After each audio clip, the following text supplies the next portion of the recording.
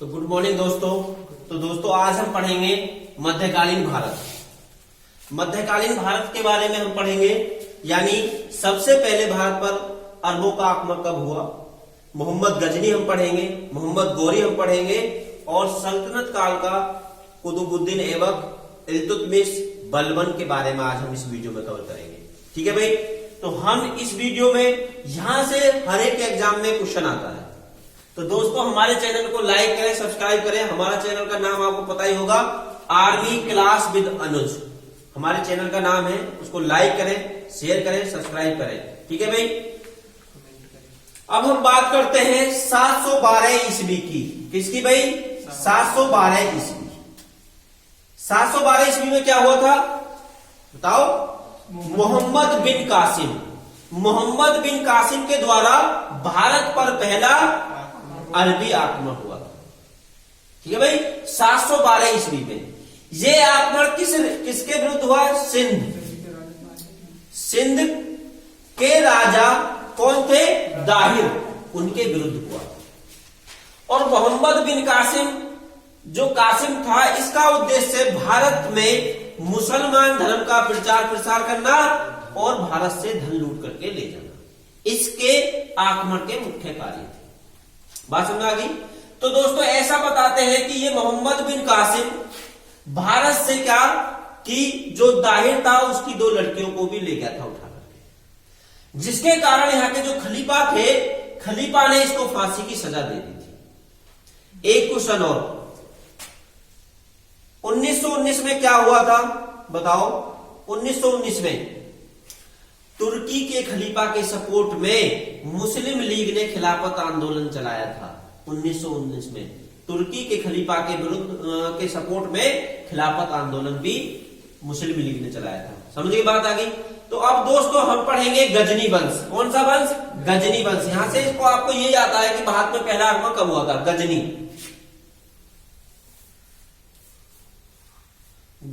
वंश। भाई गजनी वंश के बारे में आप सिर्फ मोहम्मद गजनी को पढ़ते हो, पर हम इसके बारे में पढ़ेंगे मोहम्मद गजनी यानी गजनी वंश की स्थापना कब हुई? 932 ईस्वी में। किसके द्वारा? अल्पतगीन के द्वारा एक गजनी वंश की स्थापना की गई। कब करी गई?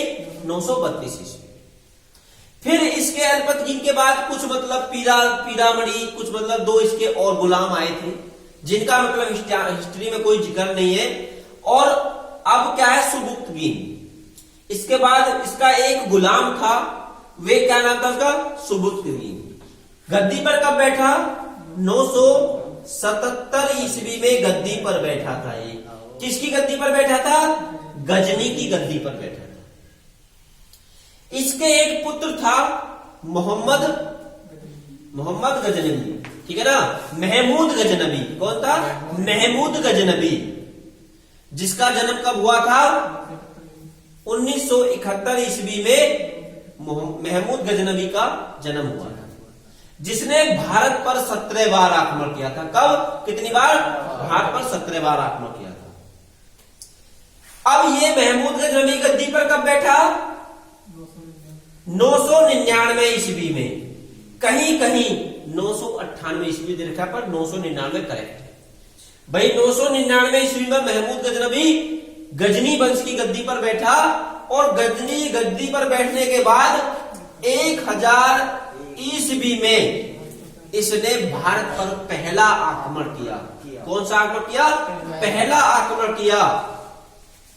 और दूसरा आक्रमण 1001 ईस्वी में राजा जयपाल के विरुद्ध किया, और राजा जयपाल को क्या करा? इसने मुसलमान बना दिया और वहां से धन लूट करके ले आया। इस गजनी के भी क्या है कि भारत पर इसका युद्ध करने का मतलब कारण क्या था? आक्रमण करने का कारण क्या था? कि मुसलमान धर्म की स्थापना करना, मुसलमान धर्म का मतलब प्रचार प्रसार करना, और गजनी को एक शक्तिशाली राज्य बनाना, धन लूट करके ले जाना और गजनी को एक शक्तिशाली राज्य बनाना। महमूद गजनबी का मूर्ति के प्रति, यानी जो मूर्ति के ऊपर इसने आक्रमण करा था, वे 1008 ईस्वी में किया था। इसे मूर्ति भंगज भी कहा जाता है। ये मूर्तियों का विरोध करता था और ऐसा बताते हैं जो हमारा नगरकोट है उसकी मूर्ति को उठा करके ले गया था, उसने रंगभूमि में ये मूर्ति लगवा दी थी। तो पहला मूर्ति के विरुद्ध आक्रमण कब किया था मोहम्मद गजनवी ने? 1008 ईस्वी। इसका एक बहुत इंपोर्टेंट आक्रमण है 1025 ईस्वी का, सोमनाथ के मंदिर पर इसने आक्रमण किया था। किसके मंदिर पर? सोमनाथ के मंदिर पर आक्रमण किया था। और दोस्त ऐसा बताते हैं कि सोमनाथ के मंदिर से ये बहुत अपार धन ले गया था लूट करके। इसके पास जितने भी हाथी थे, घोड़े थे, ऊंट थे, सब सोने चांदी से लथपथ थे। जैसे ये सोमनाथ के मंदिर को लूट करके जा रहा था तो रास्तों में जाटों ने, किसने भाई? जाटों ने इसके धन को कुछ लूट लिया और इसको गुस्सा आ गया। गुस्सा आने के बाद इसने 1027 ईस्वी में जाटों के विरुद्ध क्या करा? युद्ध करा। कौन से सन में? 1027 ईस्वी में जाटों के विरुद्ध युद्ध लड़ा और इसकी मृत्यु 1030 ईस्वी में इसकी मृत्यु हो जाती है। तो भारत पर कुल आक्रमण कितने करे? 17 आक्रमण करे। किसने करे? महमूद गजनवी ने। भारत पर कुल इसने कितने आक्रमण करे? 17 आक्रमण करे। तो आपको यहां से पूछ लेता, आक्रमण के बारे में भी यहां से आपको पूछ लेगा। हम पढ़ेंगे अब गौरी। कौन सा वंश भाई? गौरी। मोहम्मद गौरी। मोहम्मद गौरी की गद्दी पर कब बैठा? 1173 ईस्वी में मोहम्मद गौरी की गद्दी पर बैठा और भारत पर पहला आक्रमण इसने कब करा? 1175 ईस्वी में इसने भारत पर पहला आक्रमण किया। क्वेश्चन आएगा, गौरी गद्दी पर कब बैठा? 1173 ईस्वी में और भारत पर पहला आक्रमण 1175 ईस्वी। मोहम्मद गौरी का दूसरा आक्रमण 1178 ईस्वी था और किसके विरुद्ध था? राजा भीम सेकंड के विरुद्ध इसने आक्रमण 1178 ईस्वी में किया और ऐसा बताते हैं कि भीम सेकंड ने मोहम्मद गौरी को बुरी तरह हराया था। मोहम्मद गौरी को भीम सेकंड ने बहुत बुरी तरह हराया था। और इसका एक और क्वेश्चन आता है 1151 में, तराइन का प्रथम युद्ध। किसका युद्ध दोस्तों? तराइन का प्रथम युद्ध कब हुआ? 1151 ईस्वी। किस किसके बीच? पृथ्वीराज चौहान और मोहम्मद गौरी के बीच हुआ 1191 ईस्वी में, जिसमें मोहम्मद गौरी बुरी तरह से हारा था। ठीक है ना, बहुत बुरी तरह से हारा था। 1192 ईस्वी में तराइन का द्वितीय युद्ध हुआ जिसमें मोहम्मद गौरी और पृथ्वीराज के बीच हुआ, जिसमें मोहम्मद गौरी की जीत हुई। और ऐसा बताते हैं कि पृथ्वीराज चौहान की दोनों आंख फोड़ दी थी इसने। क्या कर दी थी? दोनों आंख फोड़ दी थी और बाद में इसको फांसी दे दी गई थी। क्लियर है भाई? बाद में इसको फांसी दे दी गई थी। अब इसने क्या करा? एक राजा जयचंद था, जयचंद ने पृथ्वीराज चौहान को सपोर्ट में क्या करा कि सेना भेजी थी। तो 1194 ईस्वी में चंदावर का युद्ध हुआ और किस किस के बीच हुआ? मोहम्मद गौरी और जयचंद के बीच हुआ और जयचंद रणभूमि में मारा गया। ठीक है ना, चंदावर का युद्ध आता है तो 1194 ईस्वी में किस किस के विरुद्ध? जयचंद और मोहम्मद गौरी के विरुद्ध। मोहम्मद गौरी जब भारत से वापस जा रहा था 1206 ईस्वी में, तो रास्ते में इसकी हत्या कर दी जाती है। क्या? हत्या कर दी जाती है। तो दोस्तों क्वेश्चन आ जाता है कि भारत में मुसलमान धर्म का यानी मुस्लिम धर्म का वास्तविक संस्थापक किसे कहा जाता है? कुतुबुद्दीन ऐबक को वास्तविक संस्थापक कहा जाता है। और अगर क्वेश्चन आता है कि मुस्लिम धर्म का संस्थापक किसे कहा जाता है? गौरी को। क्यों दोस्तों? गुलाम वंश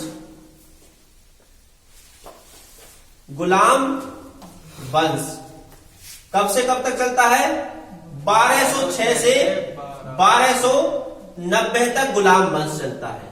इसे सल्तनत काल बोलते हैं। सल्तनत काल यानी सल्तनत काल 1206 से स्टार्ट होता है और 1885 तक सल्तनत काल चलता है।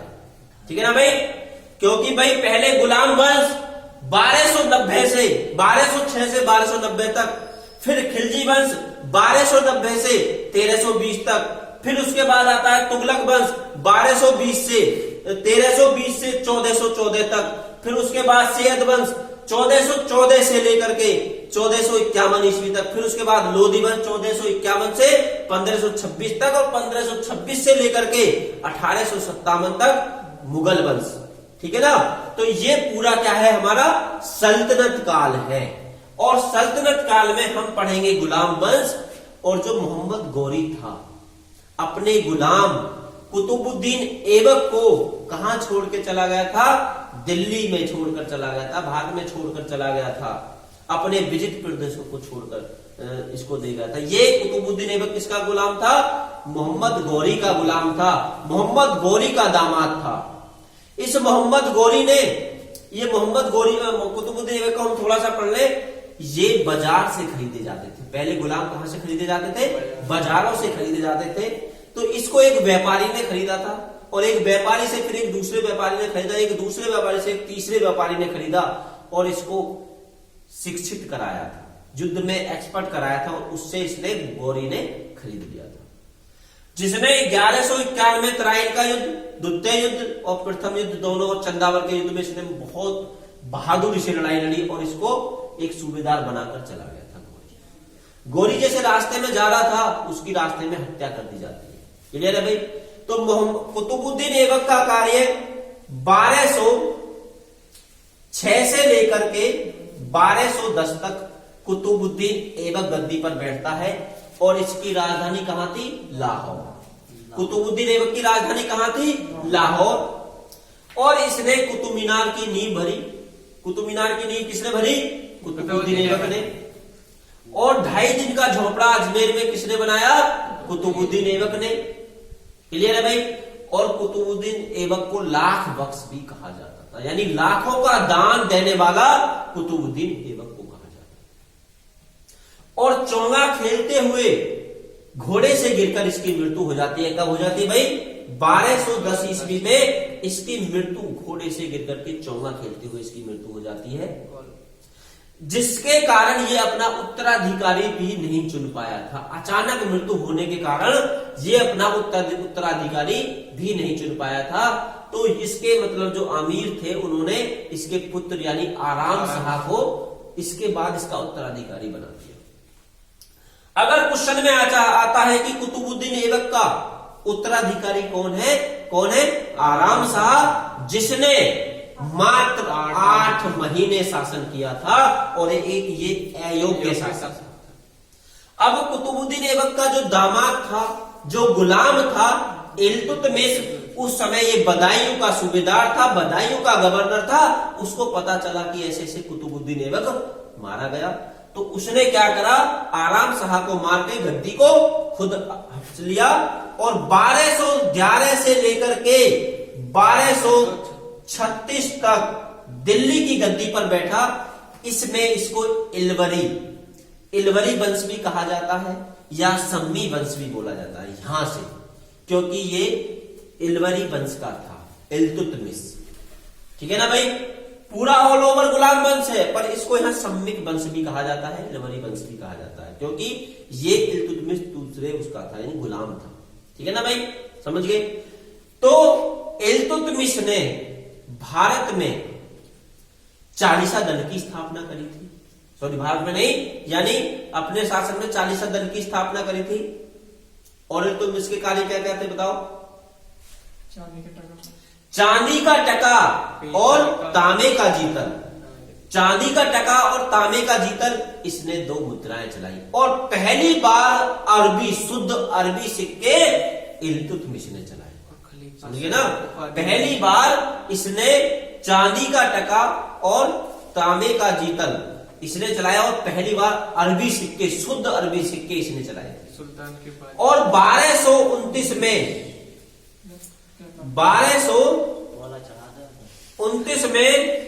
1229 में क्या करा कि खलीफा से इसने क्या करा था, बगदाद का जो खलीफा था 1229 में सुल्तान की उपाधि प्राप्त कर दी। पहला ऐसा सल्तनत काल का मतलब राजा था जिसने सुल्तान की उपाधि धारण की थी। 1229 में बगदाद के खलीफा से इसने। अब इसके बाद ये इसकी मृत्यु हो जाती तो इसके बाद इसका एक पुत्र बैठता, वे भी अयोग्य था। और इसके बाद 1236 से लेकर के 1240 तक रजिया सुल्तान गद्दी पर बैठती है और भारत की पहली महिला शासिका रजिया सुल्तान। और इस रजिया सुल्तान ने क्या करा कि दरबार में नंगे सिर आना, चोंगा खेलना और उगड़े सिर से मतलब दरबार में आना, तो इससे आमिर क्या गुस्सा हो गए थे इससे, ठीक है ना। तो इसने याकूब को भी क्या करा, इन्हें घोड़ों का सरदार बना दिया था, है ना। मुनुद्दीन याकूब को भी क्या करा, इसने घोड़ों का सरदार बना दिया था। इससे भी मतलब वे ज्यादा चिढ़ गए तो इसको गद्दी से हटा दिया। और हटाने के बाद इसने शादी किससे कर ली, अल्तुनिया से शादी इसने कर ली। और ये दोबारा गद्दी को हटाने की कोशिश में कर रही थी, बंद हो रही थी। पर इसकी कैथल में डाकुओं के द्वारा 1240 ईस्वी में इसकी हत्या करा दी गई। और ये ऐबक वंश धीरे धीरे चलता गया। तो ऐसे नॉर्मल राजा होते हैं जिनका कोई हिस्ट्री में कोई ऐसा जिक्र नहीं है। इसके बाद 1266 से 1287 या 86 ऐसा होता है, 87 लिख लेते हैं। तो यहां बैठता है बलबन का पीरियड काल 1266 से 1287 होता है। लोहे एवं रक्त की नीति किसने अपनाई, बलबन ने अपनाई। किसके कारण अपनाई, जो दरबार के आमिर थे उनके कारण मतलब इसने ये लोहे एवं रक्त की नीति अपनाई, ठीक है ना। पाबोस मतलब यानी जो पैर छू करके राजा का मतलब सम्मान करना, और एक सिजार, और ये दो इसने प्रथा चलाई थी, ठीक है ना। सिर झुका के मतलब राजा का सम्मान करना। अब है इसका गुलाम वंश का मतलब अंत हो जाता है। और फिर जलालुद्दीन खिलजी के द्वारा इसको मतलब इसका हत्या कर दी जाती है अंतिम शासक की, और फिर खिलजी वंश स्टार्ट हो जाता है। तो ठीक है दोस्तों, जो हमारी वीडियो अगर पसंद आई तो उसे लाइक करना, शेयर करना। तो हम इस वीडियो में मतलब मध्यकालीन पूरा पढ़ेंगे धीरे धीरे। आज हमने कवर कर लिया मतलब गुलाम वंश, फिर हम खिलजी वंश एक वीडियो बनाएंगे और इसको अच्छे से पढ़ेंगे, क्योंकि हर एक एग्जाम में यहाँ से क्वेश्चन आता है। तो दोस्तों हमारे चैनल को लाइक करें, सब्सक्राइब करें और शेयर करें अगर आपको वीडियो पसंद आई हो।